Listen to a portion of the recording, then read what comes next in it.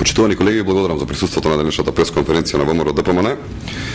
На јавноста и станаа достапни и пресудата на американските правосудни органи и резултатите на истрагата на американските служби во врска со корупцијата во Македонскиот телеком. Во тие информации, податоци и документи јасно стојат, посочени се и фирмите и носителите на одговорните позиции кои што имале директна или индиректна поврзаност со корупцијата во Македонскиот телеком. Од тие јавно достапни документи е лоцирана одговорност за функционери од владата на Социјалдемократскиот сојуз. СДСМ треба да престане своите внатрешни пресметки помеѓу крилото на Бранко и на Бучковски да го прави во згрбот на ВМРО ДПМН. Ако СДСМ сака да се пресмета со своите поранешни функционери, тоа нека продолжи да го прави, но не инволвирајќи не и нас.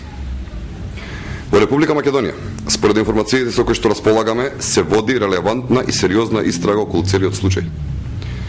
На 26 ноември 2008 година, Министерството за внатрешни работи има поднесено кривични пријави за овој случај, за кој што зборуваат американските документи и служби.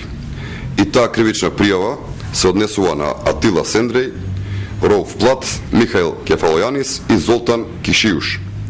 Дел од овие луѓе се во бегство. Во моментот кога дел од овие лица ќе бидат достапни на службите и правосудните органи, ќе може да се докаже и дознае кои политичари во Македонија во време на владата на Социјалдемократскиот сојуз учествувале во овој скандал. Впрочем, граѓаните и сами можат да направат споредба колку плаќаат за мобилна телефонија во времето на Социјалдемократскиот сојуз, а колку плаќаат денес. Разговорот од една минута во времето на Социјалдемократскиот сојуз изнесува се 40 денари, а денеска изнесува само 1 денар. Факт е дека во време на ВМРО ДПМН поделени се двете концесии за мобилна телефонија на операторите Космофон и ВИП и четвртата концесија на виртуелниот мобилен оператор ВТИ, кој што треба токму во овој период да почне со работа.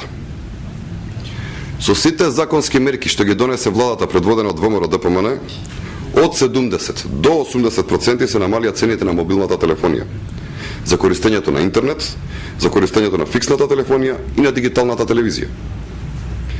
Ние сме сигурни дека институциите ќе завршат својата задача на одговорно ниво за криминалот на македонскиот